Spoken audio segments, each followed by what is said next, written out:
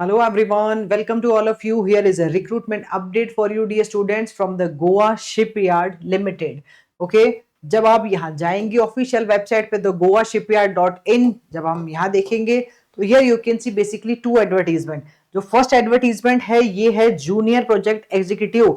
ये contract basis पे है, लेकिन यहाँ ऑल्दो बीटेक वाले स्टूडेंट अप्लाई कर सकते हैं, but if you are having minimum 3 year of experience तो ही आप यहाँ अप्लाई कर सकते हो। ये देखिए, junior project executive mechanical, electrical, electronics और सिविल वाले बच्चे अप्लाई कर सकते हैं, बट आपके पास मिनिमम 3 ईयर का वर्क एक्सपीरियंस होना चाहिए तो ही आप इसको देखेंगे। ठीक है, I am going to cover here that advertisement जहां पे फ्रेशर्स अप्लाई कर सकते हैं। तो ये है advertisement number this one for executive. जब आप यहां क्लिक करेंगे तो ये एडवर्टीजमेंट ओपन होगा बेटा। Let's check it out the details. यहां हम देखते हैं क्या डिटेल्स अवेलेबल है।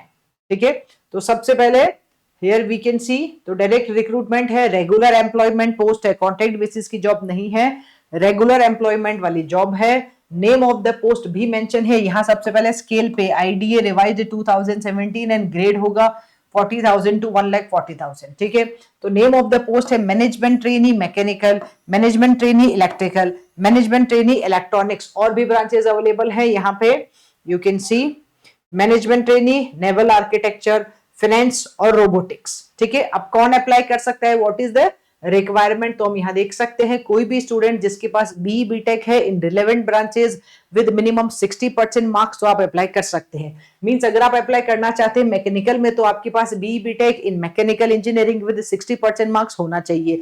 Similarly for electrical 60% marks, for electronics 60% marks. Maximum age limit अगर हम जनरल कैटेगरी की बात करें तो 28 ईयर से बेटा।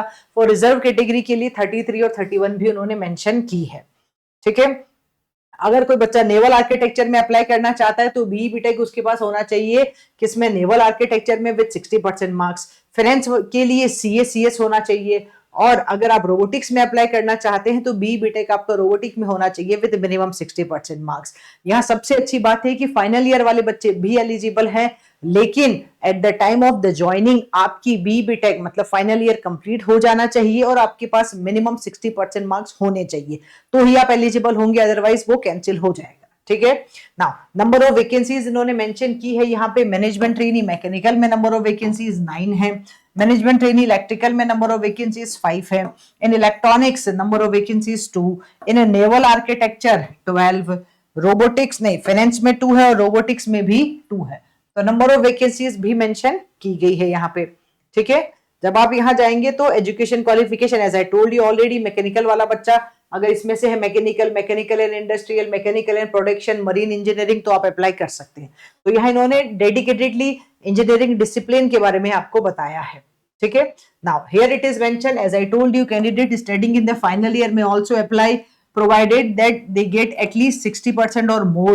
However, before joining the company, they should complete their final year in the first class and shall submit documentary proof of having completing the qualifying degree. ठीक है, तो ये इन्होंने मेंशन किया है, फाइनल ईयर वाले बच्चे भी एलिजिबल हैं। नाउ नेक्स्ट बात करें हम मैम सिलेक्शन प्रोसीजर क्या है, तो बेटा सिलेक्शन प्रोसीजर है रिटन टेस्ट के बेसिस पे। ठीक है, इन्होंने यहाँ लिखा है candidates who meet the eligibility criteria as decided by management depending on the response to the advertisement will have to appear for the written test. अब रिटन टेस्ट सीबीटी भी हो सकता है और पीबीटी भी हो सकता है, मतलब कंप्यूटर बेस्ड टेस्ट भी पॉसिबल है, पेन पेपर बेस्ड टेस्ट भी पॉसिबल है, लेकिन पैटर्न ऑफ रिटन टेस्ट तो फिक्स ही रहेगा। वो ये है, पार्ट 1 डिसिप्लिन जहां होगा डिसिप्लिन नॉलेज क्वेश्चंस होंगे, 60 मार्क्स के क्वेश्चन होंगे। ठीक है, पार्ट 2 आपका जनरल एप्टीट्यूड होगा जहां पे general aptitude ability, English, numerical, management मतलब मेंटल रीजनिंग, डेटा एनालिसिस, ये सारी चीजें उसमें होंगी जो 25 मार्क्स का होगा। Duration of written test 60 minutes. Question paper language होगा बाईलैंग्वेज, इंग्लिश और Hindi. Question paper type MCQ होगा। ठीक है, जहां पे टोटल मार्क्स आपके पास 85 लेके हैं। 85 इन्होंने रिटन टेस्ट के लिए दिया है और 15 मार्क्स जो है वो इंटरव्यू के लिए डिसाइड किए गए हैं। अगर आप इसमें क्लियर होना चाहते हैं तो आपको मिनिमम 50% या उससे ज्यादा अनरिजर्व कैटेगरी वाले बच्चों को स्कोर करना होगा रिटन टेस्ट के अंदर। ठीक है, फिर फर्दर इसके बाद इंटरव्यू होगा 15 मार्क्स का, क्वालिफाइंग मार्क्स इंटरव्यू में भी 50% है for unreserved and EWS category students. फिर selected candidates will go for the on the job training, मतलब आप जब सेलेक्ट हो जाएंगे तब आपको एज ए मैनेजमेंट ट्रेनी वाली जॉब मिलेगी, ठीक है। 1 ईयर के लिए यहाँ मेंशन भी किया है इन्होंने, for the period of 1 year, और उसके बाद उसको एक्सटेंड कर सकते हैं। एनुअलमेंट्स या एनुअल सीटीसी क्या रहेगा? During the training period the candidate will be paid a basic pay of 40,000 per month in the pay scale of this one, plus other allowances benefits like DA, HRA, perks and allowances आपको मिलने वाले हैं, ठीक है।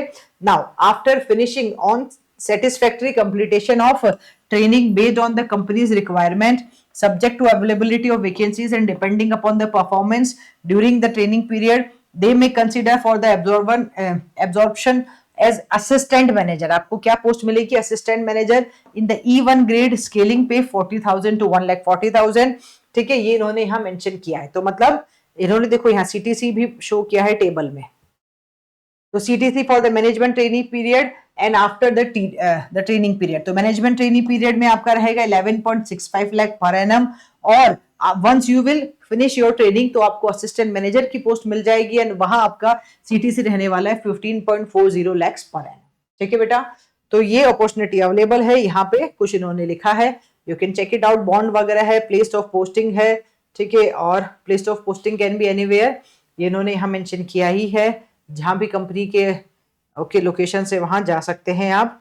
कुछ general conditions mention की है, how to fill the form, क्या क्या रिक्वायरमेंट होगी, वो सब आप यहाँ चेक कर सकते हैं। This is a 13 pages PDF जहां सब कुछ इन्होंने मेंशन किया है, ठीक है। बट अभी इंपॉर्टेंट बात की फॉर्म फिलिंग स्टार्ट नहीं हुई है, कब होगी? एज रिलैक्सेशन भी रहेगा according to the government of India rule, यहाँ आप देख सकते हैं, यहाँ ये इंपॉर्टेंट बात है। एप्लीकेशन फीस रहेगी, अभी तो फॉर्म फिलिंग स्टार्ट नहीं हुई है, it will start from the 25th of the August, ठीक है, अभी स्टार्ट नहीं हुआ है। यहाँ देखिए, an application fees of ₹500 non refundable is to be paid online through SBI e pay या by debit card, credit card या net banking. Application without prescribe fees, मतलब ऑब्वियसली रिजेक्ट हो जाएगा अगर आपने फीस पे नहीं की तो, ठीक है। तो इन्होंने ये नहीं लिखा है कि कौन सी कैटेगरी, सभी कैटेगरी के लिए लिखा है, ठीक है। और बस यही दिख रहा है, मेजरली तो हमको यही दिखाई दे रहा है, ठीक है, ठीक है, ठीक है। मतलब जो अभी तक फॉर्म फिलिंग स्टार्ट नहीं हुआ है, तो जब आप ऑफिशियल वेबसाइट पे जाएंगे जहां मैंने दिखाया, वहीं आपको ऑप्शन शो होगा अप्लाई ऑनलाइन का, जो अभी आपको दिखाई नहीं दे रहा है, ठीक है। I think more and less यही है, ऑलराइट, ठीक है। क्या क्या चाहिए होगा, instructions for the online payment भी लिखा है इन्होंने, एप्लीकेशन फीस नॉन रिफंडेबल, ये पूरा मेंशन किया है। अच्छा, यहाँ ये भी लिखा है एग्जेम्प्टेड कौन कौन है भाई, SC ST PWBD ex serviceman candidates are exempted from the payment of application fees as per the government of India rules. बाकी सभी लोगों को 500 रुपीज पे करना है, ठीक है। बस फिर रिसिप्ट आ जाएगा, फिर आपको वहां जाके ऑनलाइन पेमेंट करना है। और इसको फॉर्म फिलिंग जो है कब तक होगा, ये फॉर्म फिलिंग होगा, it will start from 25th अगस्त और क्लोज होगा बेटा 24 सितंबर। तो आपके पास ये विंडो रहेगी, इसमें आप फॉर्म फिल कर सकते हो। ये ऑफिशियल वेबसाइट है जो हमने आपको दिखाई थी, this is the official website. यहाँ पे अभी आपको ऑप्शन नहीं आएगा, ठीक है। वंस यू विल विजिट, यहाँ पे वेबसाइट में आप विजिट करते रहेंगे रेगुलरली, तो it will show you from the 25th August it will start form filling. Okay guys, stay connected to more such type of videos on this YouTube channel. Till that, bye bye, take care, thank you.